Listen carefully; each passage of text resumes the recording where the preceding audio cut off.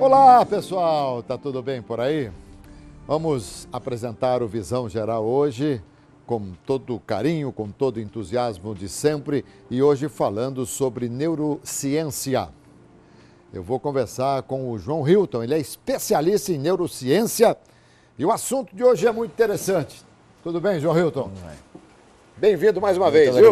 Muito obrigado. Ei, João Hilton, já esteve aqui e estava magrinho da mesma forma, hein? Que beleza, hein? Venho mantendo a forma. Eu na verdade, meu problema não é comigo, é com o camarim. O camarim tem uma umidade relativa do ar aí que acaba encurtando os ternos, as camisas e tal. Que isso, mas está bem, está ótimo. O que é neurociência? Neurociência é estudo do cérebro. É. Ou seja, a gente pode dizer dois termos, né? Por que alguns falam neurociência e por que alguns falam neurociências, num plural? Ciências. É. Tá. Então vamos pensar. Neurociência no singular é o que engloba tudo. Estudo do cérebro. Neurociências é porque esse cérebro pode ser estudado de várias formas. Pode ser estudado as células que tem no cérebro. Neurociência celular. Tá. Pode ser estudado a parte do cérebro que é relacionada ao comportamento. Neurociência comportamental. Tá. Então essas são as neurociências, ou seja, as Perfeito. Perfeito. Do estudo da neurociência. Bom, então você é especializado, você pode fazer uma cirurgia de cérebro? Não. Não.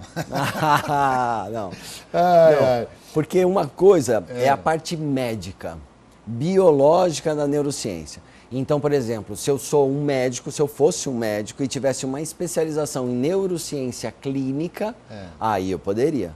Eu sou especializado em neurociência aplicada à educação, ou seja, os fenômenos do cérebro, fenômenos químicos que acontecem durante o processo de aprendizado, de aquisição de memória, de comportamento, emoções. Entendi. Seria legal o médico, o neurocirurgião, entender um pouco de neurociência? Dessa parte comportamental seria muito. Seria. Muito, Você sabe, bom, muito. eu tenho alguns amigos, né, médicos, cirurgiões, neurocirurgiões, que eles falam assim, primeiro que o cérebro não dói, né? Não dói. Eles dizem que não dói. E as cirurgias de cérebro hoje são feitas com as pessoas acordadas. Sim. Porque às vezes eles tocam em determinada parte do cérebro e, vamos supor, de repente, no meu caso, qualquer cirurgia que eu vou fazer no cérebro, eu não posso parar de falar, senão não vou ter como ganhar dinheiro, tá certo? Então eles tocam em algum lugar ali e conversam comigo. Não, tá falando, então aqui pode tocar, alguma coisa assim, muito interessante. Mas vamos ao nosso assunto, tá certo, João Hilton? Vamos lá. João Hilton, hoje com o Exame Nacional do Enem ficou mais fácil, ou sei lá se ficou mais fácil, não, ficou mais difícil para o candidato fazer o SISU, candidato do SISU fazer a opção da profissão que ele quer seguir. Isso é verdade? Sim, sim. Por quê? Agora vamos pensar o seguinte. Quando ele tem a opção de direcionar suas capacidades para a área que ele quer trabalhar, ele vai ter um aproveitamento muito maior. Mas aí nós vamos ter que começar aqui um debate neurocientífico lá atrás. Como que eu sei quais são as minhas habilidades e capacidades para eu decidir que área eu quero ir? Esse é um grande problema. Porque vamos imaginar que lá pelos 14 anos, eu comecei a receber informação do meu pai dizendo assim, vai para a área da engenharia. Eu estou vendo, o Antônio disse para mim que a área da engenharia está dando dinheiro. Sim. Então é isso que você vai. A pessoa, ela vai caminhar para um lado, onde ela vai ter um monte de exatas, um monte de matemática. Eu lembro que eu fiz alguns anos de engenharia, era só matemática, o tempo todo. Sem saber se ela tinha aquela habilidade, aquela aptidão para aquela disciplina. Às vezes ele era um ótimo comunicador, dentro lá da escola, durante todo o seu processo, e não está sendo aproveitado. Ele poderia ser um ótimo comunicador, fazer publicidade, fazer várias coisas. Entendi. Eu acho, assim, uma crueldade, com toda honestidade, no mundo de hoje. Eu já quis ser de tudo também na vida, mas há muito tempo, logo nos meus primeiros anos da infância, digamos assim, eu já adorava futebol, já ficava ouvindo narrador de futebol e tal, eu falei, vou narrar futebol, então já vim com isso desde lá de trás. Mas hoje, se eu voltasse atrás, eu confesso a você que eu não saberia o que fazer. Eu acho uma crueldade esses jovens prestarem vestibular. Vai prestar para quê? Eu vou prestar para medicina, eu vou prestar para engenharia. Mas eles não falam com aquela convicção. Sim, sim. Não é meio cruel, não? É cruel. E você sabe uma coisa que a gente está descobrindo hoje na educação? Já há 20 anos. Competências socioemocionais. O que significa isso? A educação, o sistema formal, ele te dá um conhecimento lógico-matemático, você aprende várias informações, mas você não aprende o quê? Competências como empatia, criatividade, originalidade, oratória, ou seja, várias outras competências que você vai usar depois no mercado de trabalho. Então, o que está acontecendo hoje é que eu tenho uma formação técnica, quando eu chego para uma entrevista, que o entrevistador está lá na minha frente, que quer me ouvir falar bem, que quer me ouvir se expressar bem, eu estou ali travadão, lembrando dos dados técnicos que eu venho aprendendo nessa escola. Tão preocupado com esses dados técnicos que de repente aí fica travado. Exatamente. Então, falta esse investimento, esse olhar nosso para essa área específica, desse desenvolvimento, dessas competências que não estão dentro da escola. O que você me fala de teste vocacional? Acho bacana, quando bem direcionado, vamos pensar que tudo pode ser uma coisa muito boa ou pode ser uma banalização. A gente pode pegar hoje, por exemplo, quando se fala do coaching. Poxa, pode ser uma coisa muito boa, tem coaches, mas pode ser uma banalização, todo mundo pode fazer.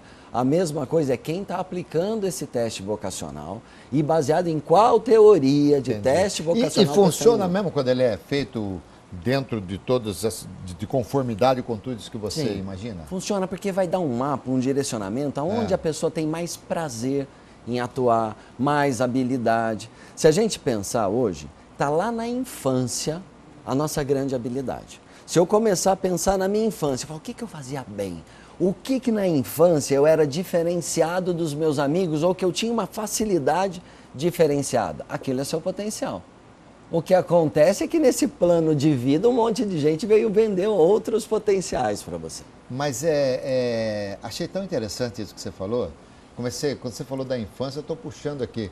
É que faz tanto tempo que eu não consigo me lembrar de muita coisa. Mas é muito legal. E quando você desenvolve na infância algo que você, de repente, tem potencial para fazer, e por coincidência do destino ou por trabalho feito pela família, você acaba se especializando e se formando naquilo que você tinha potencial, então a tendência é uma explosão de felicidade. E é onde você tem o profissional com potencial. Com potencial. Você sabe na sua área que às vezes você ouve uma pessoa só pelo como ela fala da profissão, você fala, está no lugar certo. Então será que eu estou no lugar certo? Porque desde o meu... na minha época era grupo ginasial, admissão colegial, científica, aquela coisa toda. Então, desde do ginasial, que hoje vem a ser a sétima, oitava e tal, toda vez que tinha formação de um grêmio estudantil, eu era o orador, sempre. Toda vez. Então, eu escrevi a minha oratória ali e tal, e todas as vezes que... Homenagem aos professores, então, eu ia lá, eu que falava, tal, não sei o quê. Então, acho que é por isso que eu sou uma matraca para falar, não paro de falar, né? E eu sou capaz de apostar que você acorda de manhã, bem pra caramba que você vai trabalhar naquele dia. Não acorda? Sim, claro, com toda certeza. Porque você está na direção. Com toda você certeza. está utilizando o seu potencial. A gente se sente útil quando a gente utiliza o nosso potencial. Isso é neurociência? Isso é neurociência. Isso tem tudo a ver com neurociência. Esse potencial vem lá dos nossos aprendizados de infância. Olha que interessante. Se eu pegar... Imagina que nós aprendemos coisas por área visual, pela área auditiva e pelo tato, pelas sensações. Só que você tem um gráfico de aprendizado diferente do meu, porque você foi talvez mais exposto a aprendizados visuais do que eu. O que acontece? Então, digamos, você aprendeu bastante coisa visual, algumas coisas auditivas e poucas sinestésicas. Eu, desde criança, fui estimulado à música, então tive bastante aprendizado auditivo, menos visual. Nós passamos a funcionar num padrão específico. Como a minha parte que melhor funciona é a minha parte visual, eu tenho um padrão até de linguagem. Eu falo muito assim, olha meu ponto de vista, olhando essa situação dessa forma. Olha, você utiliza, olha que interessante. Né? Você utiliza porque o corpo codifica dessa forma. No meu caso, eu diria assim, eu já falei isso. Eu tenho falado sempre.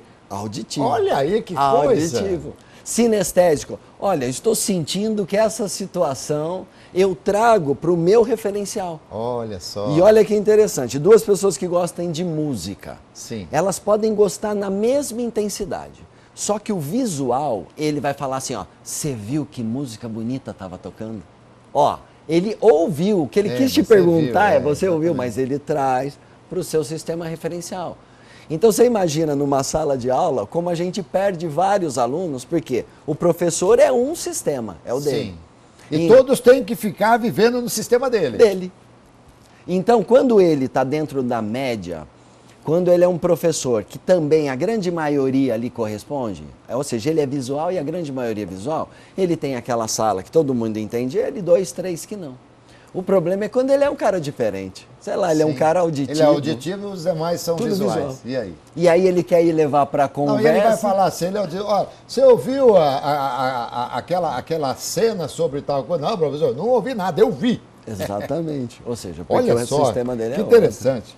Bom, nós demos uma escorregada aqui na nossa... Mas não tem como não escorregar, né? Porque a gente vai... É tudo conhecimento, é muito legal. Claro que ser aprovado é muito melhor do que não ser aprovado. Sim. Mas as duas emoções precisam ter um tratamento especial, não? Sim. Tanto pelo aluno quanto pela família. Sim, sim. Por quê? Primeira coisa, vamos pensar que emoção, ela está ligada ao que eu exponho, às imagens que eu exponho para o meu cérebro. Que eu exponho. Então, por exemplo, se eu resolvo me ver derrotado, se a gente resolve aqui fazer um trabalho, se é concentrado, eu sou concentrado. Então, se veja aí derrotado na sua profissão, todo mundo tirando sarro de você, o que vai acontecer? Quando você expor essa imagem para o seu cérebro, ele faz um disparo químico. O cérebro não diferencia o que você está colocando lá como verdadeiro e como é fantasia. Ele vai ter esse disparo químico. Quando ele muda a sua química cerebral, ou seja, quando você se vê no fracasso, lá, você expõe essa imagem, ele muda a tua química cerebral. Essa química, como ela muda, ela vai buscar outros pensamentos, ações e emoções que compactuam com aquilo. Então, ou seja, aquele ditado da nossa mãe, começa a pensar coisa ruim que se atrai coisa ruim, para o cérebro é assim, começa a entrar em pensamentos desse tipo, você vai ter um disparo químico que vai te levar a mais pensamentos desse químico. Porque é essa química que acessa essas memórias. Mas então, eu tenho muito. Norman Vincent Peale, A Força do Pensamento Positivo. Né? Eu li esse livro e muitas vezes eu me recorria a ele quando alguma coisa ficava embaraçado, assim, né, na minha cabeça. Mas, por exemplo, vamos supor, vou prestar um vestibular. E eu estou mentalizado aqui, olha, o vestibular é no dia 30 e no dia 10 do mês seguinte sai a relação. Eu estou vendo o meu nome como aprovado, estou vendo a alegria da minha família. Isso muda um pouquinho o que você respondeu na prova? Não.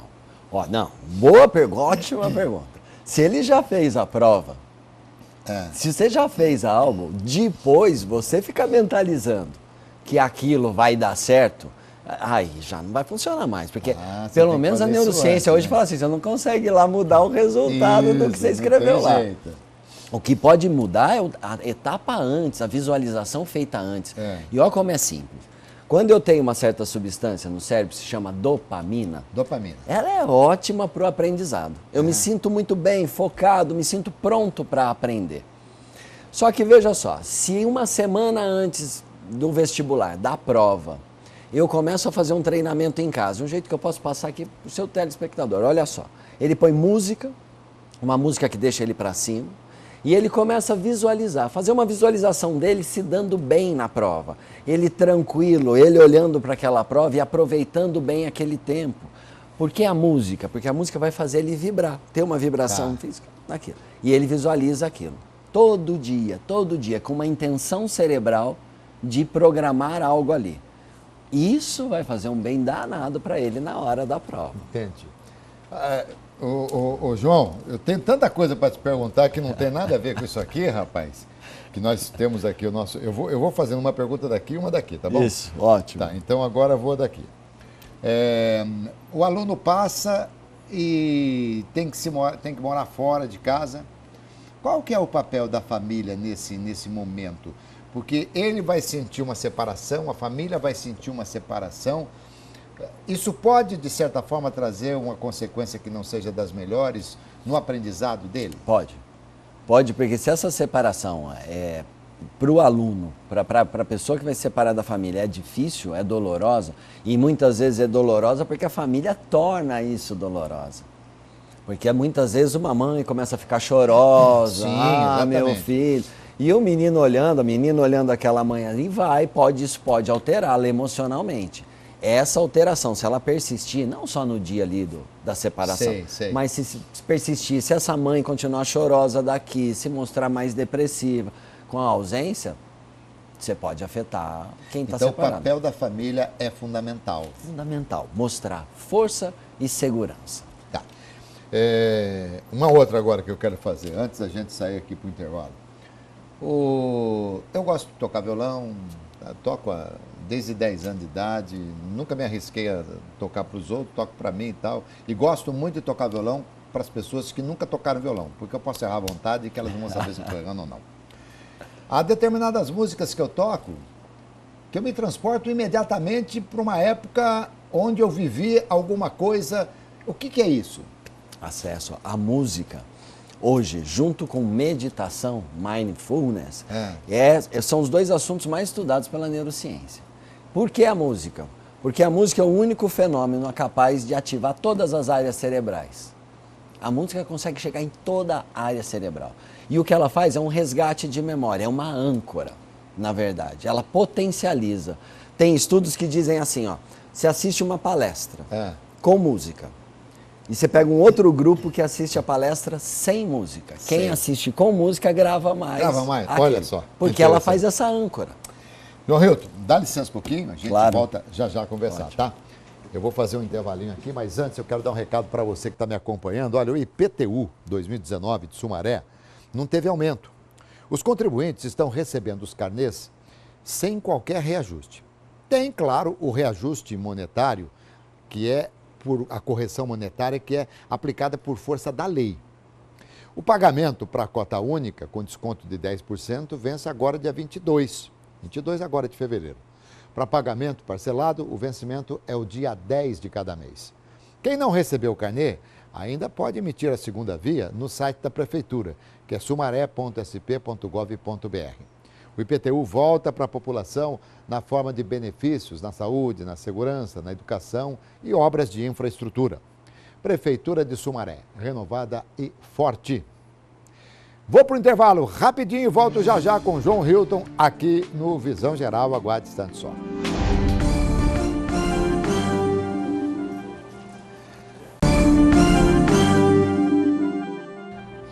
Voltamos aqui com o João Hilton, especialista em neurociência. João Hilton também poderia ser, claro, nome de artista. Poderia. Estrelando o João Hilton. Bonito, mas dá também para jogador de futebol, viu? João Hilton, hoje é tudo nome composto no futebol. João Hilton seria um bom meia. João Hilton, tá vendo? Você joga bola? Muito mal. Tá vendo? Então não pode ser meia. Eu gosto, mas o meia tem que ser muito bom, João Hilton. João Hilton, de repente não mais do que de repente, como diria Vinícius de Moraes, eu olho assim e falo, nossa, eu já vivi essa situação. Aí eu tenho esse déjà vu. Na sua visão e na visão da neurociência, o que é o déjà vu? Olha só. Pensa quando você imagina algo da sua infância. Que você fala, eu morava numa casa assim, lá atrás. Tá. Muitas partes dessa imagem você está construindo ficticiamente. Uma parte dessa imagem você está vendo mesmo, recordação ali. Um resto dessa imagem você cria. Assim como a gente cria a imagem do pai, da mãe, lá de trás. O déjà vu é o quê? Você vive algo onde existem elementos naquele ambiente que se parecem com momentos que você já viveu e o cérebro, nesse momento, ele fica em dúvida entre isso aqui já aconteceu ou isso não aconteceu. Por conta dessas coincidências de efeitos, imagens, sons que estão presentes naquele momento. Então você tem o efeito de já ter passado por aquela situação. Eu vou nessa mesma linha, agora eu já sou especialista em neurociência, porque quando eu vou falar sobre o déjà vu, eu imagino o seguinte. Aí eu falo para você, João, Eu tenho um sítio, cara, muito bonito, tem uma casa branca, linda, enorme, tem um lago do lado. Você já está imaginando, não tá? Sim. Aí você chega lá, não é nada do que você imaginou. Mas o que você imaginou ficou gravado. Isso. E de repente você pega alguma coisa assim e isso vem na tua cara. É isso, então? É exatamente isso. Exatamente. E outro, não é só isso. Você imaginou quantos filmes nós já assistimos? Novela, filme, sim, quantos lugares a gente já viu, só que está lá no inconsciente, quietinho. E aí você passa, olha... Outra coisa que nos remete a determinadas lembranças é o perfume, né? O odor. Aroma, o odor e tal. É. Sim, também. Também. É como a música, o sentimento tal, que a gente sente um determinado perfume e você vai para uma determinada época. Sim, são resgates. Sabe por quê? Toda imagem, a gente muitas vezes pensa que uma imagem ela é guardada, uma lembrança, que ela é só uma imagem, igual no computador a gente olhar uma imagem. E não é. O corpo inteiro está conectado com aquela lembrança. Se você tiver um aparelho lá de ressonância magnética funcional, e você tiver uma imagem, se você trouxer uma imagem da sua infância, você vai ver que tem uma área do cérebro chamada córtex motor, que ele vai funcionar. Ou seja, você vai se mexer, o seu corpo vai se mexer a hora que você recebe. Tem uma reação sempre. Uma reação corporal. Toda, é o corpo todo uma lembrança. Então por isso que quando chega um odor, aquele odor aciona um corpo inteiro. Porque ele acessa essa tomara memória. Que seja lembrança boa. Você não vai sentir o odor e falar assim, nossa, eu estou atravessando aqui o Rio Tietê, né? Como se estivesse em São Paulo, na Marginal. Que entrevista deliciosa você está me dando aqui, viu, João Hilton? Legal. João Hilton, trote. Eu vou dizer para você como é que foi o meu trote, quando eu passei na Faculdade de Jornalismo em São Paulo. Cara, eles faziam algumas brincadeiras com a gente, mandava tentar com um homem ter que maquiar uma mulher, a mulher ter que maquiar um homem, umas brincadeiras assim. Aí depois todo homem tirava o sapato, jogava no lugar, eles amarraram o cadarço de um, cadarço do outro e tal, e falavam, vai lá, pega um sapato. A gente foi pegar e jogaram vários baldes d'água. Olha que trote mais tonto, mas não machuca ninguém. Sim. Então me fale um pouquinho desses trotes malucos que por vezes acontecem. Vamos pensar o seguinte, aonde fica saudável o trote? Se existe uma instituição, que os alunos ali prezam por aquela instituição, então quando vai entrar gente nova, eles falam, nós temos o nosso batismo, mas isso está vinculado a um amor pela instituição, está vinculado a um processo, um ritual. O problema é quando não tem isso. Quando o cara ali, que ele é um segundo anista, terceiro anista, ele não tem nenhum pacto ali com aquela faculdade. O que ele tem é uma atitude maldosa, uma atitude violenta. Não vamos julgar o porquê mas uma atitude violenta em direção ao outro. Ou seja, uma atitude de querer agredir aquele que está vindo para mostrar, olha quem somos nós, vocês devem baixar a bola aí. Esse tipo de trote, qualquer que seja. Se uma pessoa vier cortar teu cabelo e você falar assim, eu não quero, e ela fizer o ato de cortar o cabelo, isso é violência. É violência, com certeza. É como o estupro. O estupro, e por vezes as pessoas até que estão juntas há muito tempo, o estupro é uma violação do não. Exatamente. A partir do momento que é não, é não. Violou o não é estupro. Exato, né? Exato. Então, e a gente tem tantos exemplos de trotes bacanas, solidários. Sim, solidários, nossa, entendeu? Mas tanta criatividade. Mas há uma tendência para que nos enveredemos por esse caminho? Sim, sim. Eu acredito muito. A gente tem uma tendência muito grande em começar a olhar essa parte da humanidade. É uma tendência nossa. A gente está vendo um monte de violência, um monte de briga, mas tudo bem, isso é o que a gente vê com mais frequência, por conta de onde a gente está vivendo. Mas existe todo um movimento, sim. Existe um cara que se chama Marshall Rosenberg. Ele escreve sobre a comunicação não violenta. Sim. Uma possibilidade para o mundo. Quando eu dou palestras sobre isso, as pessoas falam, eu quero ver você trabalhar lá na minha empresa, quero ver você falar de forma não violenta, o pessoal vai subir nas suas costas. Não é assim. Não, mas é verdade, tem sim. Não é assim. E é muito legal, muito legal. O João Hilton, o sexto sentido existe? Aí já, para mim, a área de atuação já é complexo. Porque eu teria que fugir da área de neurociência para falar do que eu acho e aí eu não. Não é a neurociência que estuda o sexto sentido. Não. Esse sexto sentido a gente pode trazer como uma intuição. Né? A intuição é estudado. O que é esse fenômeno? Por que, por exemplo, mães, a gente sabe disso, A mãe às vezes sente uma dor no peito enorme lá em casa e fala assim, nossa, liga pro Leandro que alguma coisa está acontecendo e liga pro Leandro, o Leandro está passando um apuro. Perfeito. Então isso são fenômenos que ocorrem que estão sendo estudados. Tá. A gente não tem resposta para isso. E os sonhos? Os sonhos, a gente tem várias linhas que estudam sobre o sonho, dizendo sobre ele. Vou falar uma linha bem interessante sobre o sonho. Uma linha bem interessante diz que nós passamos por vontades, eu vou usar um termo bem fácil, bem claro para a gente entender aqui. Passamos por vontades durante todo o dia. Imagina, nós homens somos animais antes de qualquer coisa. E somos hoje domados, civilizados. Então quando a gente anda na rua e vê uma mulher bonita passando, nós batemos o olho ali de vez, mas mudamos o trajeto disso. Mas nós temos o impulso animal acontecendo naquele momento. Então, eu estou dando um exemplo bem básico. Tá. Dá uma pressadinha, nós estamos bem no finalzinho. Sim. Então, vamos dizer que esse impulso, ou seja, isso que leva a pessoa a ter uma reação... Uma reação, agora você me falou rápido. Desculpa, uma reação intuitiva, sim? Sim, uma reação de intuição àquele ato. Querido, você me proporcionou uma das mais gostosas entrevistas no Visão Geral. Eu fiquei muito feliz de falar com você, João Hilton. Estou aí. Olha aí, que delícia falar com o João Hilton aqui no nosso Visão Geral. Ele é especialista em neurociência. Quanta coisa aprendemos, hein? Que legal, que legal. O Visão Geral fica por aqui, não perca o próximo programa e não se esqueça que Visão Geral é sempre uma visão diferente no seu dia a dia e que traz aqui sempre personagens importantes falando sobre assuntos interessantes. Tchau, pessoal!